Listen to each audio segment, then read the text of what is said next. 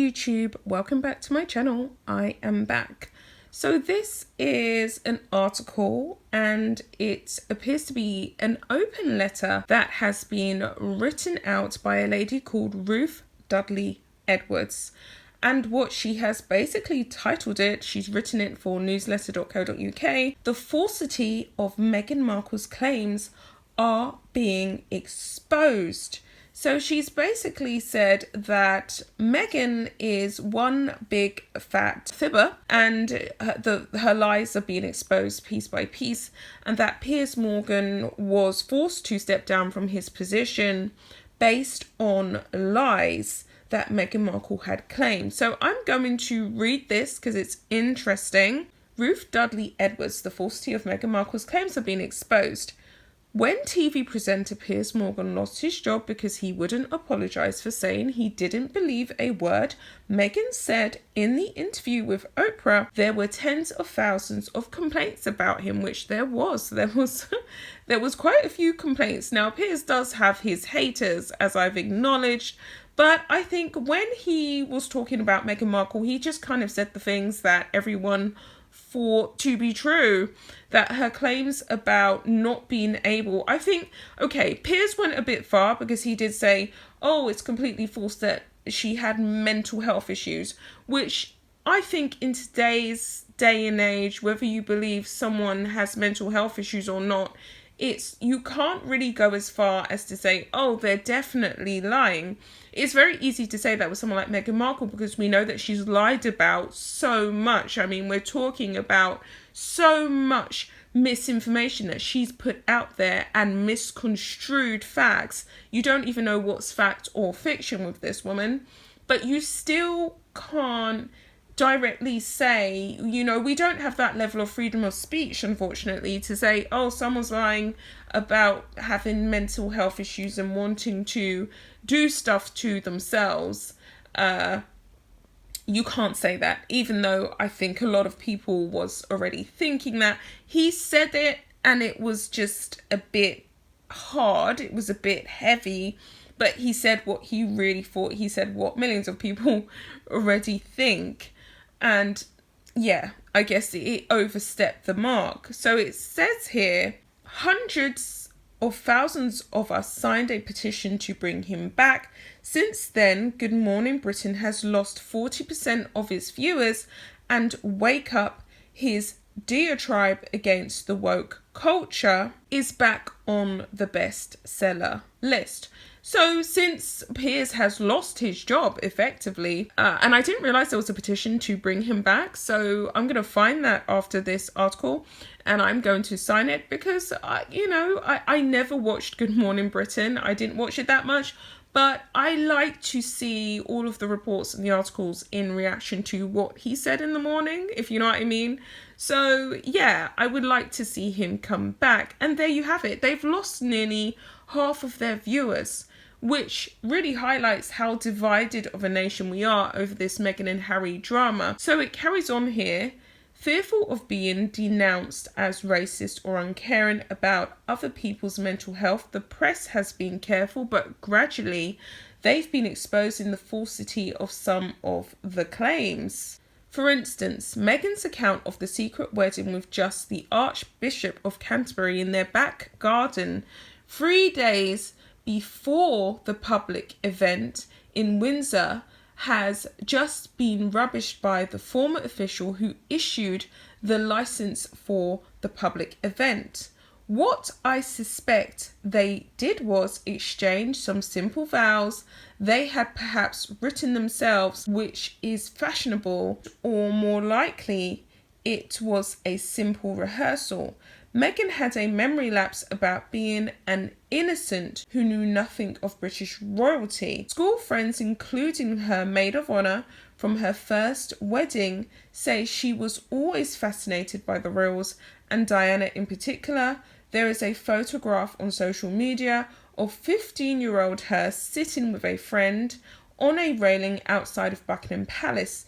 The palace, she said, had given her no help in understanding the monarchy, her role and royal life, yet she had the support of the officials in Harry's household, was befriended by the Queen, Charles and Camilla, and provided with aids.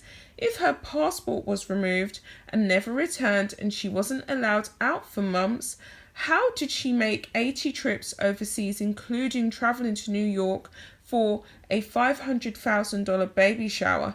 She said she received no help from the palace's human resources department or anyone else when she reported that her mental health was threatened, which made her feel like harming herself.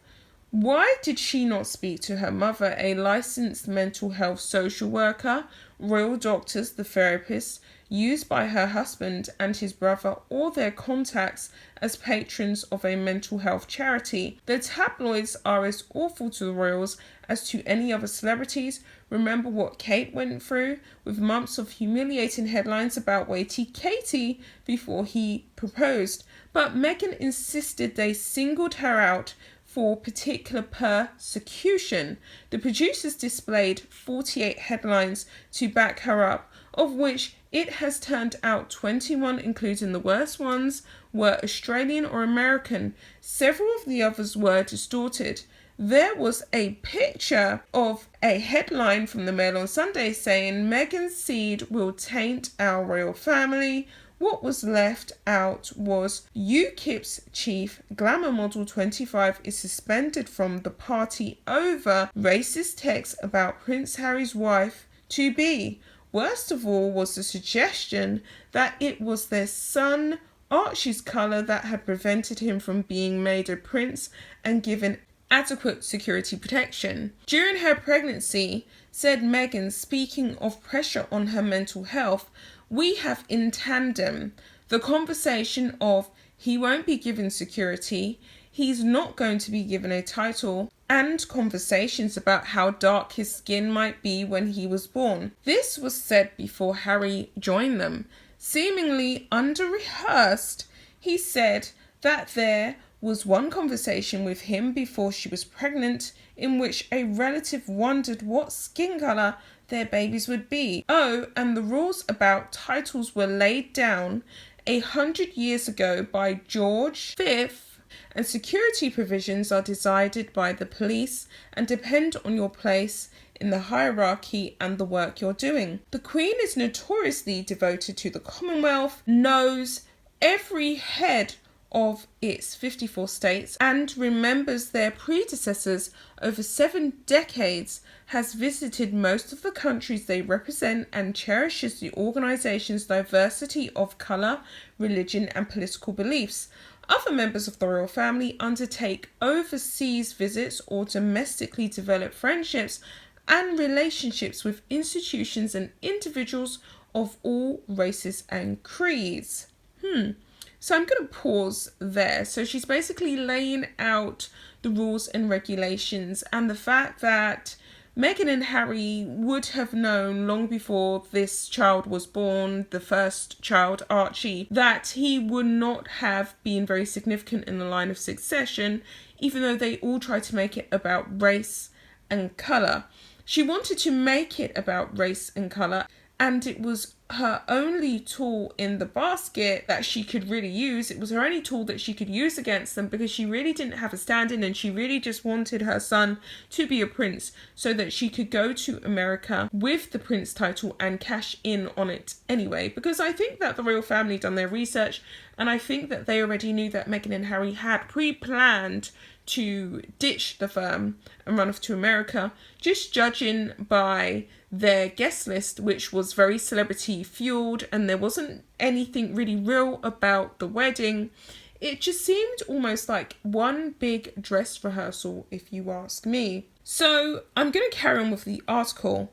To have the family accused of racism was devastating. The Queen challenged it gracefully. The whole family is saddened to learn the full extent of how challenging the last few years have been for Harry and Meghan. The issues raised, particularly that of race, are concerning. While some recollections may vary, they are taken very seriously and will be addressed by the family privately. Harry, Meghan and Archie will always be much loved family members.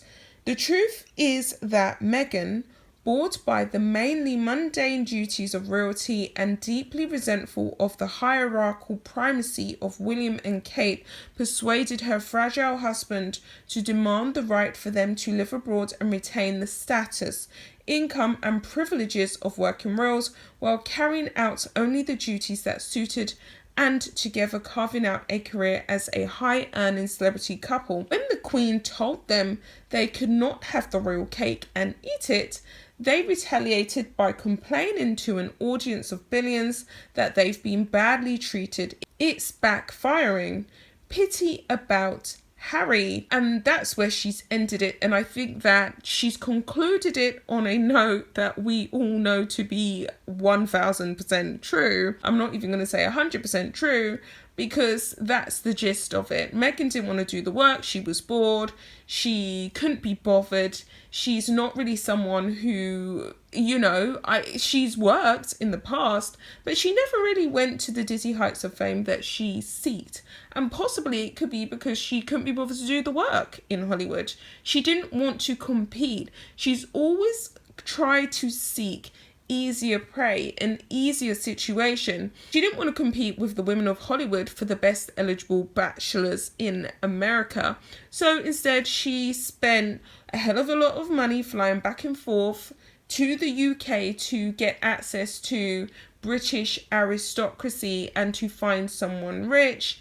And as soon as she found someone, she dropped her matchmakers, such as Piers Morgan and Lizzie Cundy. They were people who were connections to get on the in of British elite society and people who are really movers and shakers and getting up there. And that's how she moves. She just likes the easy approach. She wants to come through the back door. She doesn't want to do the hard graft. And she just couldn't be bothered to serve the British public because she's all about serving herself. So this is this woman's open letter to Meghan and Harry, and I wholeheartedly agree. I thought there was going to be a part 2, but she did actually conclude it the way I felt as though it should have been concluded. I'll be back with another video, guys. Bye.